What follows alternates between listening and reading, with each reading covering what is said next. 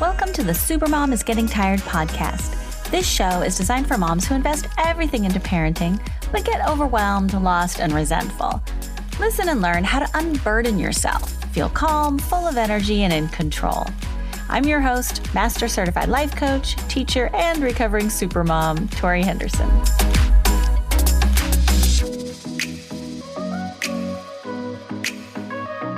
Hi, Liz. Welcome to the Supermom is Getting Tired podcast. It's so great to have you here.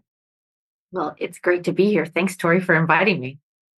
Yeah, I'm so excited to talk with you today about money.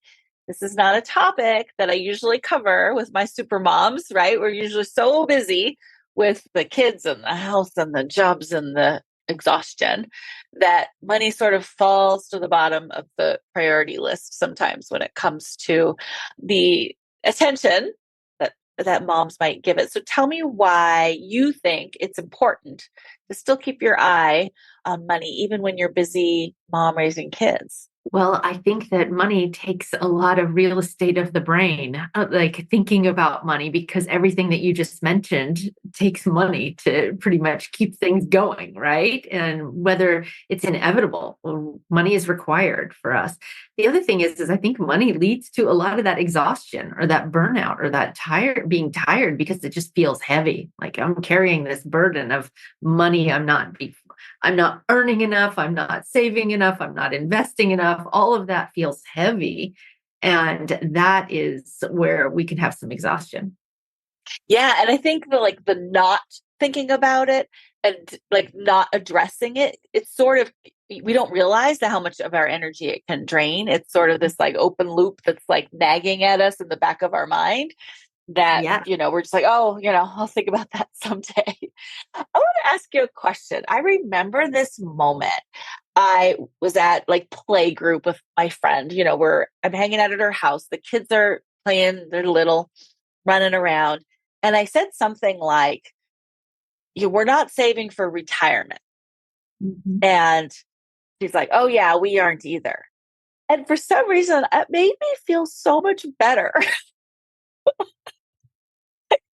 Why make me feel better to hear that someone else wasn't saving for retirement either? What's that about? Well, there's a definite, comfort in that knowing of that we're in the same tribe, right? That we're not being excluded, or that there's other people that are in the same position. And I think also there's a time in your life that maybe you're not saving for retirement, and it's okay. Just that there's also it gave permission for it to be okay. And that, and you, as long as you intentionally pause for a certain reason, like we're saving up to buy our first home, or we're going to pause retirement for a certain amount of time. I mean, it's the what I teach around it is the mindful decision, the intentional decision, rather than that creates options rather than restrictions. Does that right? And I suppose we had both intentionally decided to be a one income family when the kids were little, but there was something about I won't be alone under the bridge. I'll have a friend with me. But that's no longer the case. So why don't you tell me a little bit about your journey and how you went from being sort of bad with money, as you say, and how you became now a money coach? It started long ago. It started, I think, as most of our money stories start from our teenage or early years, is being identified in my family as not good with money. So, and that was started very young. And I took that belief on. And of course, guess what happens when you think you're not good with money? You're not good with money. Self-fulfilling prophecy. Yes. So I actually wasn't. And I in college, my mom had to bail me out and pay off the credit card that the university, the table out on the quad lawn that I signed up for credit card. Do you remember what your maximum was? How much? Oh, I think it had to have been $1,000 or somewhere around there. It wasn't. And you just quickly maxed it out. Got it up there. And I remember my mom paying the $1,000 off, going, my mother had I don't think she had gotten a credit card until 5 years prior to that. So it was not something, credit was not something that was really discussed in our family, just that it was maybe you don't need it or that's. And so when it was available to me and I was running around with some gals that their parents were giving them a larger allowance than I always felt like, oh, I needed a little extra. So I took out this credit card, which then became a challenge for me to pay off with my limited ice cream, scooping salary that I had during college. Anyway, needless to say, it was a self-fulfilling prophecy. I wasn't good with money. And I then got reminded when my mother paid off that credit card. And then I also got reminded again when I got engaged not long after graduating college. And my husband paid off my credit card. My future husband then paid off my credit card. And so it became that I was almost incapable. I was irresponsible with money. Mm-hmm. Those were some of the thoughts that came up for me. Right. Until I decided later that no, I actually want to learn this. I can learn this. And I got so burnt out in my corporate career I felt like I was on a treadmill. I had these two little kids and I was exhausted. Let me tell you, it was like that treadmill was set on 5. We had built this big home. Our son was in private school. There was just one thing after another that I had to furnish the home. We had to landscape them. I mean, it was just Oh one thing. yeah. So It goes much. on and on as long as might as well, all of those things. So needless to say, I decided, okay, it's time. I'm facing literally a burnout situation here, and I need to learn this. So I did. A friend that I was working with, a coworker, suggested I read a book. I did. I thought it made a whole lot of sense. I grew up What with. book was it? Do you It remember? was Financial Peace by Dave Ramsey, and it was in Oh, 1997. my first book was Susie Orman's. I Oh don't yeah, remember the name of it. So, but whatever her first book was, yeah. yeah. And probably around the same time, like the kids were little. I remember sitting out in the backyard, or maybe I only like had a baby or something, and I was like, oh, just like lots of ahas. Yeah, it seemed like it was pretty simple in a way. And so I remember having a yellow pad of paper and just wrote down, I want to live completely debt free. I want to college educate my kids. And I want to have enough passive income to make work optional by the time I'm 50. And I remember writing that down, those 3 things. I didn't know how I was going to do it really. I mean, I knew that there were some steps that I could follow. Um, and I just made some decisions. The biggest decision that I, of course, shared the book with my husband, and he read it and he's like, yep, I'm on board with this. And we then just started making decisions, all the little decisions around those big 3 goals. Like Wow.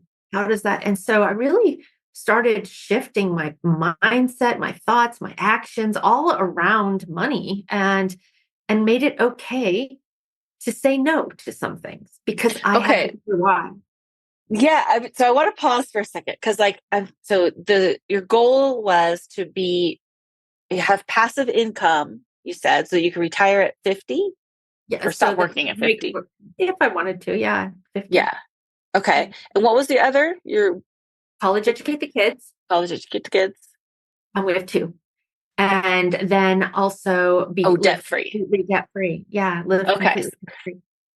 And so, And because I think what struck me just when you were talking about that is like most, I think maybe it's a cultural thing, but I would say if most people said, what do you want out of your money? I think a lot of people would say, I want a remodeled kitchen, a new minivan, or like I want to move to another neighborhood, or like I think or I want to send my kids to private school might be a thing, right? But it's a lot of times like, what can I buy rather than like money goals? You see, like it's like we associate money with things and purchasing, and I think a lot of times instead of having like a goal for our money, we have a goal for what we want to buy, which really, I mean, there's the similarities, but it felt like there was a slight difference between I want to be debt free and I want to have passive income. I don't think is the way most Americans are trained to think, No. right? I mean, I think a lot of moms think about like college educating the kids, like when they're little, you're like, oh, we got to start savings. Like that's more of a mindset that's more common. But I think the other two just really aren't on our radar so much as what do I want to buy? Yeah. Well, because I mean, look at the advertising influence we have. I mean, everybody's telling us that you need. My husband and I started looking at how are we going to do this? Like you putting that creative brain into how could this happen? And I had a great career at that time. And my husband did as well, but he was starting a company. So it was like, oh, there wasn't income coming from him. And I felt like it was all on my shoulders. And there's a lot that was going on with that. And we made some big decisions. Like we sold the home that we had built that we thought was going to be our Oh, forever. wow. The big house on the hill. I mean, we sold it. We cut our square footage in half, moved to another town. We made a big shift, and we were able in that new move, we were able to pay off the house in 10 years. So that happened fairly quickly for us. For an average American doesn't pay off their home in 10 years, but we certainly Wow. did. And then So that what freed did up. you have to like overcome in order to like because there is certainly a societal pressure that you're supposed to always move up I had bigger and better as you grow older. For some reason that's like the expectation. So what did you have to like say to yourself? What was the resistance that came up, the ego that came up when you're like, we're going to shrink? And like yeah. when people came over to your old house, then people came to your new house and they're like, what the heck? Like, tell me what you had to sort of like overcome in order to do that. I had to decide that it was okay to be weird. It was okay to be a little odd. I remember when my sister came to our new home that was half the size, and she's like, I cannot believe this is your closet. You have got to be kidding me. Now, it And your was a thought was just sudden, like, it's okay to be weird. yeah, it's okay to be You were weird. in Portland, so Portland's weird. Why not just Yeah. fit the vibes? Yeah, we had moved from Spokane to Portland during that. So we kind of shook up everything. So we took our kids out of private school, we put them in public school. We shook everything up. We were on 10 acres. We ended up in a cul-de-sac with 10 neighbors. Well, It was that's a big easier, I think, to transition. do a big move like that. Like if you Mhm. were stayed in the same town Yeah. and just cut your square footage in half, I feel like there's a lot of like ego and societal pressure that would make that harder. Probably better to start over in a new city. And that's what we did because Yeah. it would have been very difficult in our same town to make that shift. Okay. Because and we weren't in any like extreme debt or anything like that. There wasn't anything. I think we had a car payment at that time that we ended up eliminating with the move. But that was really, we were doing a reset. We Hmm. decided intentionally to do a reset for our family because it wasn't sustainable. Ooh. Either we were going to break up or I was going Gonna to burn out. it just was not sustainable the way the trajectory we had started on. And if it was it just wasn't going to be the kind of life that we had desired for our family. Right. That's what you mean by sustainable. Yeah, that's what I Like mean. like who you would have to be Be, who you were yeah, becoming in order to maintain that lifestyle was not yes. something you would enjoy.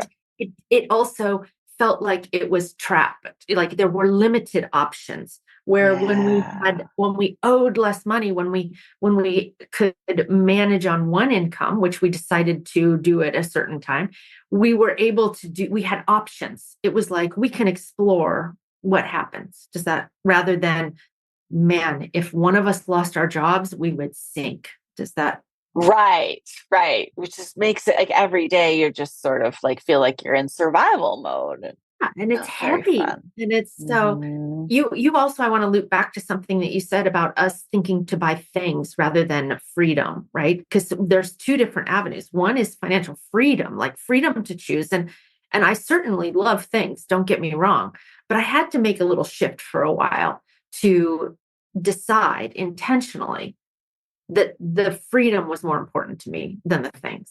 I like that. Yeah, that's really the big mindset shift. And so how do you incorporate? So now you're a money coach. How did Yeah. that journey happen?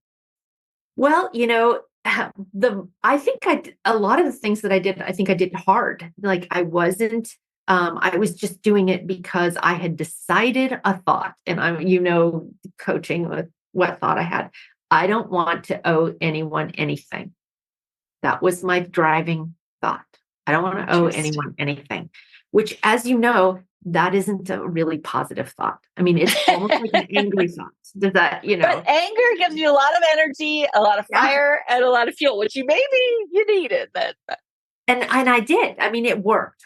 It really Mhm. did. But I think that doing it angry was also harder. Does that? Mm. So what I had decided is I looked back, and there was a time in one when I could see that all of our goals were going to be accomplished earlier than the 20 years. When I saw that, and we had paid off our house, and it was just all of a sudden, it was so freeing because I didn't have to be at that job any longer if I didn't want to. Ooh, wow. So to have that, like to go in every day, I'm just picturing you Okay. like walking into your job every day going, I could quit tomorrow if I want to. Today, Like, I don't have to come back tomorrow. Like if I don't, wow, like what a different mindset to go do into you work know what with. happened when that happened? I You doubled my started income. enjoying your job more. I doubled my income. I was in sales, doubled my income. Just because why? What would you think is the reason? I think that I didn't have the stress or the burden of it. It was very much let's see what you can do today. How fun is this? Like, let's see what you can do. And I had a big number in my mind that once I hit that number, then I would exit. And so I did. Once I hit that big number, which I never thought was ever possible for me to earn it in a single year, I was like, all right, let's see if I can do it. And when Wow. I Because you were did, in sales, is that what you said? That's why you had flexibility in your income. So it was like it was more playful. yes, it was. Yeah. And it was more enjoyable because I could see my husband and I started real estate investing, and I could see that income that I was earning was making us a lot more money. Like when we just moved it right over to our investing engine rather than buying things for it. Ah, Now I still bought some fun things, but sure. and I But but when you, so yeah, it just totally shifted. Like I'm earning money to make more money to yeah. invest. And So tell me I about want how you became a money coach. well, what happened is at work, people would start asking me things, or I would share. I mean, people would be like, what are you doing? You're What like are you doing? happy, relaxed, Yeah. and making really good money. I want some of that. Yeah. Or how is it that you can come to the in-home clothing party and spend, money that how are you able to do this kind of thing? Like, what's going on? I'm like, well, I don't have a house payment, number one. So that frees up a lot of income. And then just really people started asking me, and I've always been willing to share and talk. I've kind of been an open book about that. Once I learned how it's like if someone has something that's working for them, they want to tell everybody about it. So, Yeah, yeah, yeah, yeah.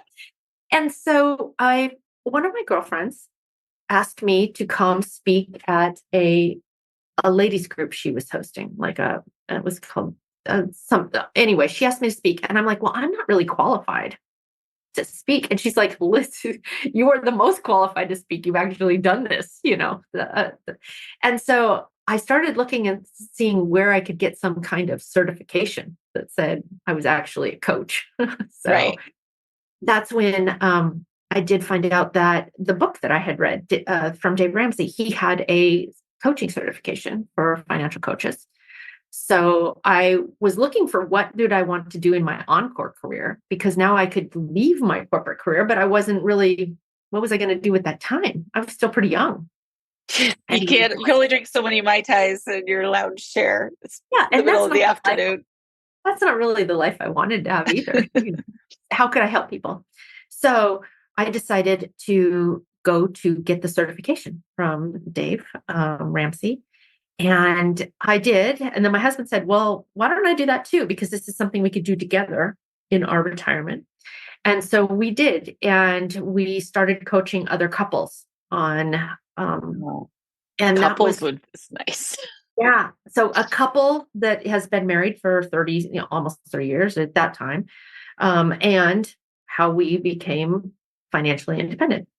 So we started coaching couples. However, that just became, we are not couples therapists. We are not, that was no, no.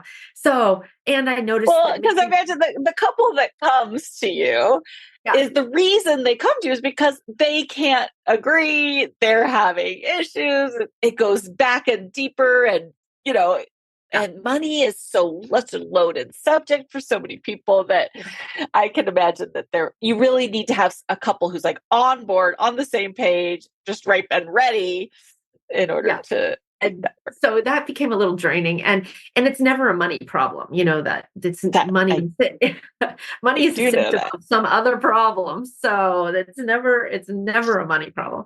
Yeah. Anyway, so we ended up, I started noticing that it wasn't the money problem. It was either the communication problem, or it was trust, or it was resentment, or there was an emotion underneath the money Mhm. that was creating the problem. And I went, now I want to have additional training on the how to handle the emotions, the mindset around money, the money story, the trauma, the whatever is coming up for someone with around their money. So that's when I went and got the life coach certification. I had already had a yoga teacher certification. So then once I got the life coach certification, I created a program called the Mindful Money Method. And it is financial coaching, it is life coaching, and it is mindfulness with the yoga meditation over the top of it. So that is what I created and how I became a money coach and really a financial life coach. Mhm. And you're not doing couples anymore. I coach couples individually. I don't Yeah, coach, and my husband don't right. coach together. My husband focuses his time now more on our real estate portfolio.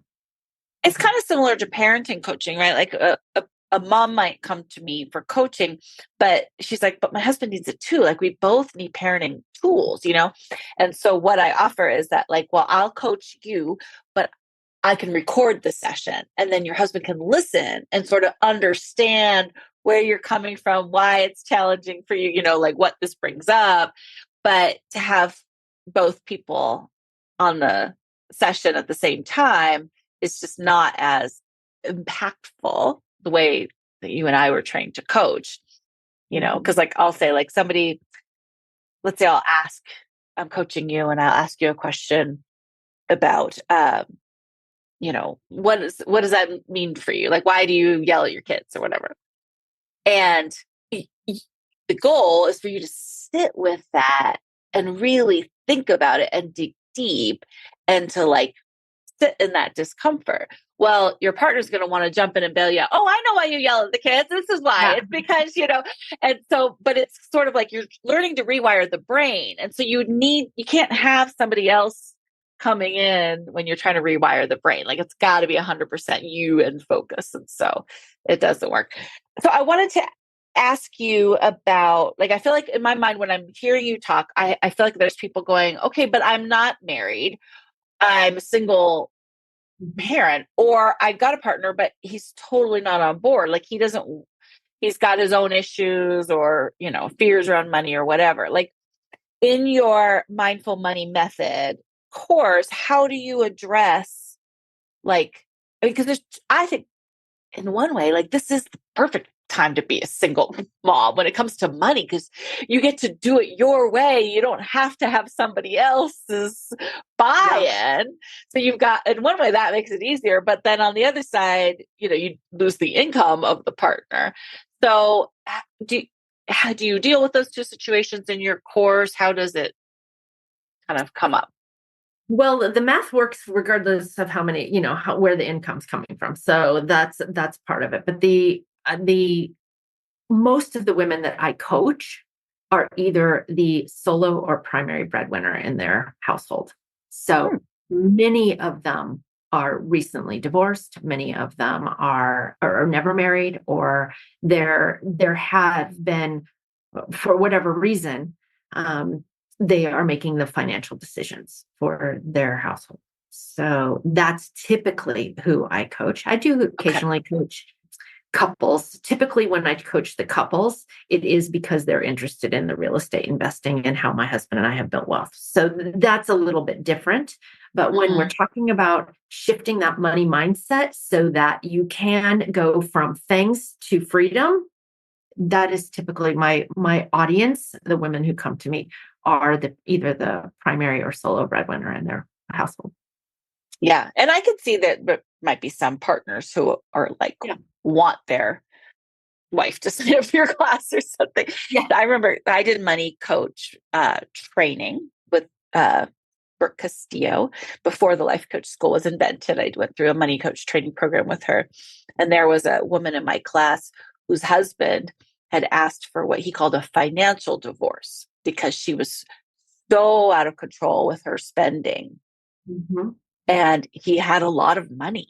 And he's like, I love you. I want to be together. Like, we're living together. But he's like, on paper, we need to separate our finances. And he like gave her an allowance. And so like, I can imagine he would have wanted her to sign up for this class to like for learn sure. kind of like, what is it that's driving me? Like, what is that kind of like a mindset and that emotion? And like, why is it so? And even during money coach training, like she went through the training program to try to like help her learn herself. And she ended up dropping out because it was too like just very triggering for her. But what we kind of figured out through learning is she was trying to get rid of her money as soon as possible because she was so uncomfortable with it. Yeah, I find that quite often actually, that women have their hands out. And I know you can't on the podcast see my hands, but my fingers are spread. So it's like the hands are together, but the fingers are spread so that the money comes in and goes right out before. It's like a colander, it's like it comes in, you can't hold the water. It can't hold it. So it's like training yourself to be able to have money is the other part, is like being able to hold it. And sometimes I have women really actually hold money. Like, you can have it. Like, I want you to carry around cash for a while. Like, I want you to know you can hold money to set. And there's lots of different, because so many, that's often coming from, I'm irresponsible with money. So I need to get rid of it as soon as I receive it.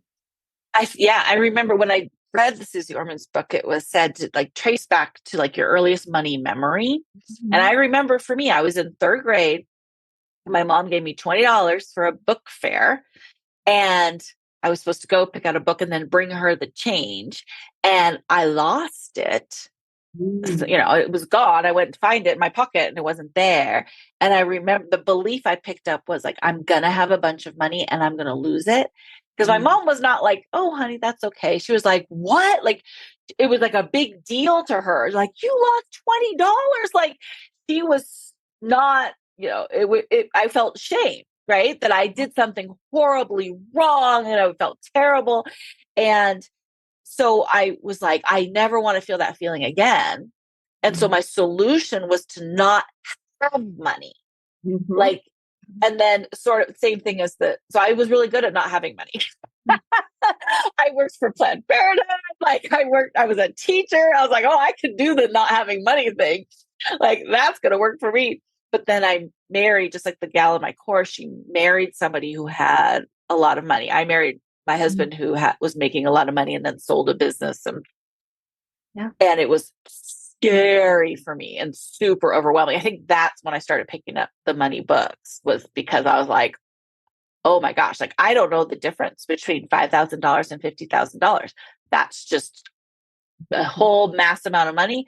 And neither one means anything to me. And I just want to steer clear of it. And it turned out my husband was not the one to be good with. He wasn't good with money. He wasn't good at managing it.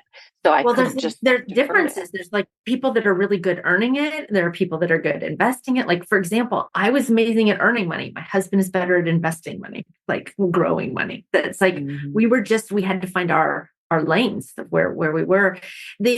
the other thing that you were talking about, though, is that early memory. We all have them, by the way. We all have that early memory. Mine was, seventh grade. So it's Oh, those. was it?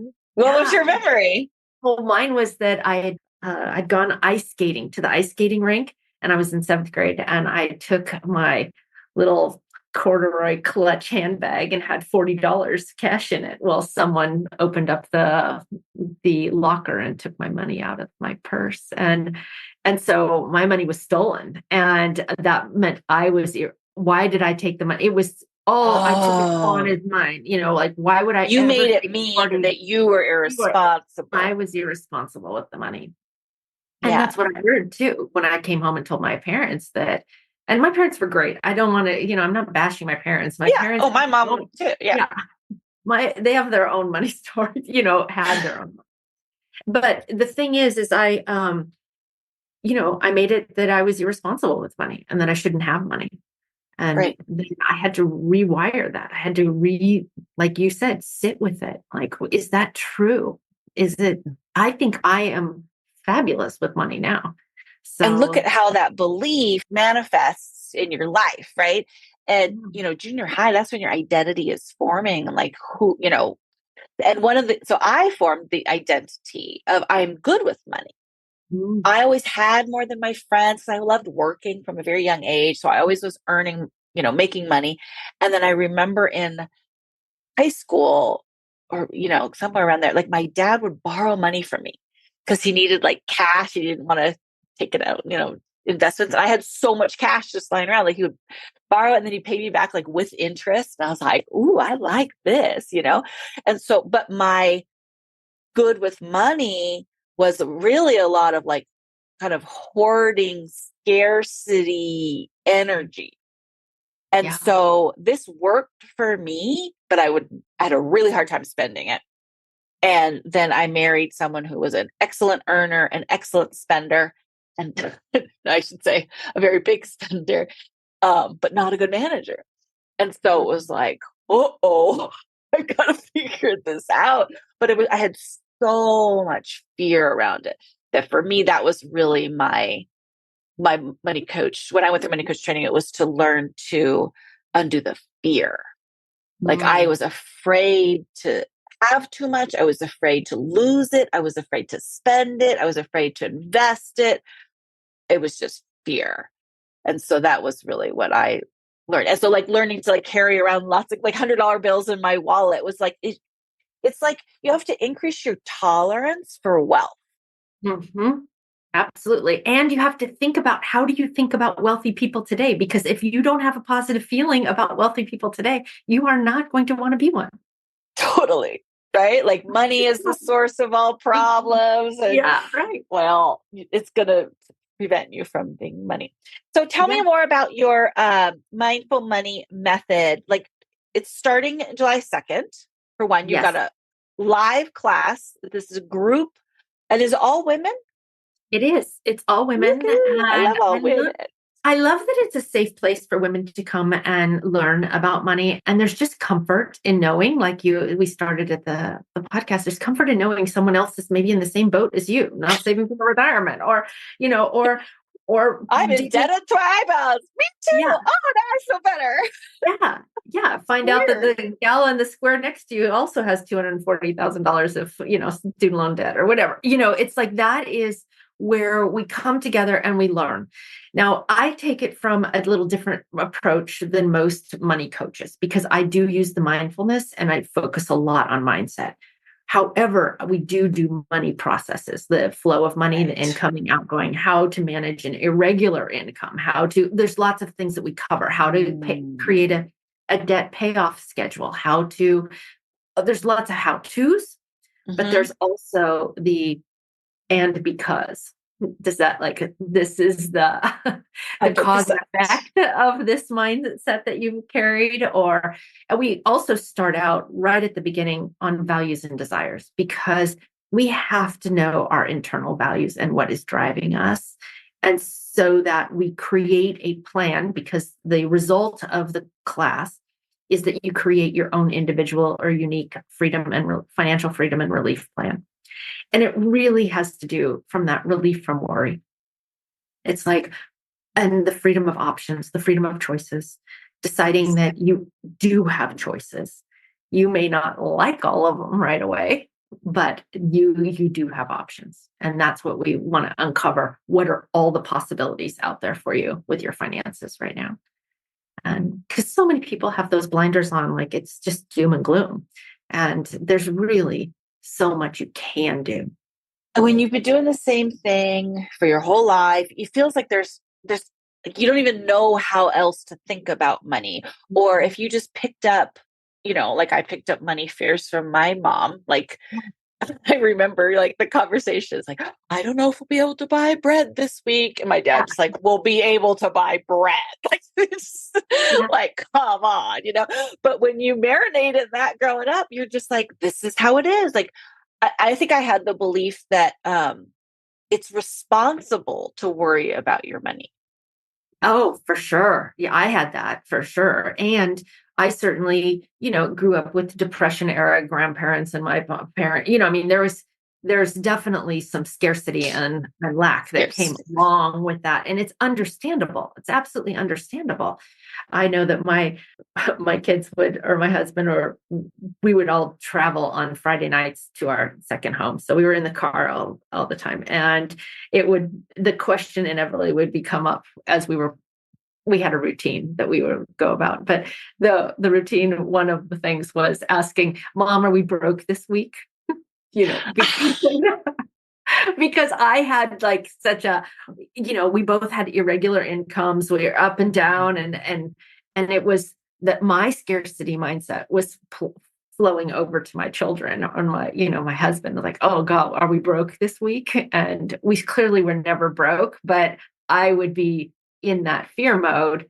And Right. that's why now I uncover that I don't want that for my children. That's why I am making such an effort in this coaching to include mindfulness around that. Like, Yeah. do I want my children to hear or think that mom's worried we're broke this month or And this I week? just think there's no point in doing any kind of financial course if there isn't mindset included. I mean, it's the same thing I had, like, I used to be a parent educator and I would teach moms of like, here's tips and tricks to, not, how to not yell at your kids, whatever. And then it was like, you do it for 3 days, then you go back to being your old self. Like, you need the money mindset to actually understand what the origins are and then switch your brain and your thinking into a new way. It's like you can read a book on how to get good at money, but the course and having someone like kind of hold your feet to the fire and like help you think in a new way is so valuable. So tell me more about how long the course is, how it lasts, like. It's 9 weeks because I want to get at least into that third month of cycle of money, right? So money, I do it monthly cycles is how I teach it. And so I want to be able to get into that third month. So it's 9 weeks and it is live, which the reason I do that is because you can do the course on your own. There's no, it's all recorded, but then I teach it live for those integration, for that accountability, for the ability for them to, my clients or students, to ask questions like, how would you handle this situation? And so then we can coach live during that hour. So Nice. That's why I teach it live 3 times a year. The next one again starts on July 2nd. So there's recordings that they can watch on their own time, but then There's they come live like once a week. Yes, we do it once a week on Zoom. And yes, there's about an hour of coursework for them to complete before coming to class. So it's a 2-hour commitment. Okay. Yeah, it's a 2-hour weekly commitment. The whole thing is about 18 to 20 hours, depending on how long your money story takes to write out and edit. But it's fabulous. I have such great reviews, and the transformations have been incredible. Women that just really feel so much more calm and confident with their finances going forward. And it's something that changes you for the rest of your life. Once you get that rewired that way, Right. rethink it. And I can't tell you how many people come and say, I just never thought of it that way before. Yeah, or never thought about it at all, right? Like outside of that one way. Yeah. So it is really, really valuable. And we are going to do a little Facebook challenge, a little introduction for those who want to join our 5-day mindful money challenge. We're going to do that inside of the Supermom is Getting Tired Facebook group so we can get started, get the ball rolling. And if you're interested, I'll put a link in the show notes to sign up for your mindful money method course. And so people can kind of continue to think about, continue the conversation and really kind of reorient, I think, towards what do I really, really want when it comes to my money, my lifestyle, my work, what is it I really yearn for? Because society sends messages around what we're supposed to want, what we're supposed to do, and our parents certainly role model kind of some expectations. But this is your opportunity to really carve out your own values and your own priorities and what feels right to you.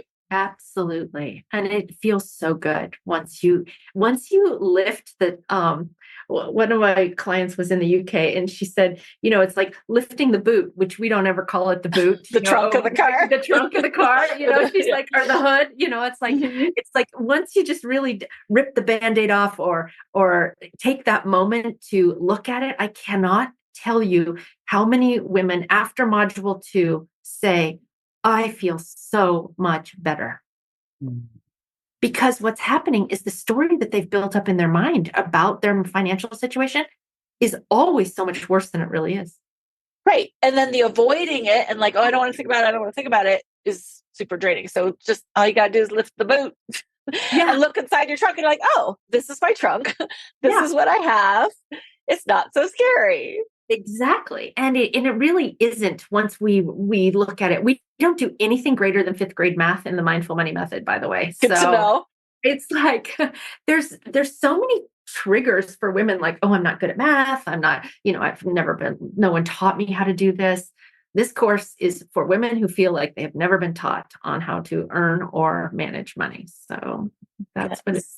Yeah, thank you for having me today. I really appreciate it, Tori, and for super fun to talk. Widen the financial wellness circle. I mean, the more we talk about money with women and really explore, look how great you felt in that moment that you shared with someone in the classroom about, we're not investing for retirement right now either. Look, that was so comforting for you to have that 2-sentence or couple sentences of money discussion with other women, and yet we avoid it so much.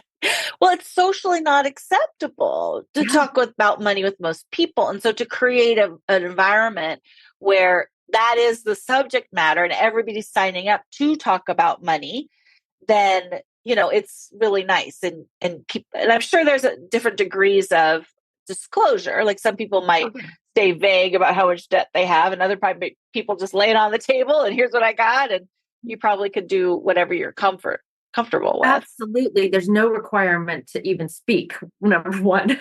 But some people want to. I have other people that stay there and do the course the entire time and never ask a question or never share. And that's okay too. But they are learning and they are creating their own plan through this. Yeah. And I always think it's people underestimate how much value they can have from watching other people be coached. Oh, yes, for sure. I know that I love group. I absolutely love the group experience because you can always take what someone else is saying and relate it to something going on in your life. Yeah. And you can see it so much from an outsider's perspective, where when you're in it, you're just this is my blind spot. I can't see it. But when somebody else is in their blind spot, you're like, oh my gosh, I could totally see. Yeah. And I want to close with something you said also, because I think this is an interesting thing for women, is that if money is scary for you when you don't have money, money is going to be equally scary for you when you have money. Oh, yes. More so because of the comfort zone, right? Yeah. We all have a comfort zone when it comes to money and seeing a certain number in your bank account. And if that changes higher or lower, it creates discomfort. And we want to get back to homeostasis as quickly as possible so that we can feel comfortable. So Yeah. yes, I think it's really important to mentally raise I talk about your tolerance for joy. Mhm. That too, we have this sort of invisible ceiling on how much money we think we can earn, how much money we can have, how much joy and freedom we think we're allowed to Yes. have. Like there's an invisible ceiling there that once you become aware of it, then you Yeah. can change it.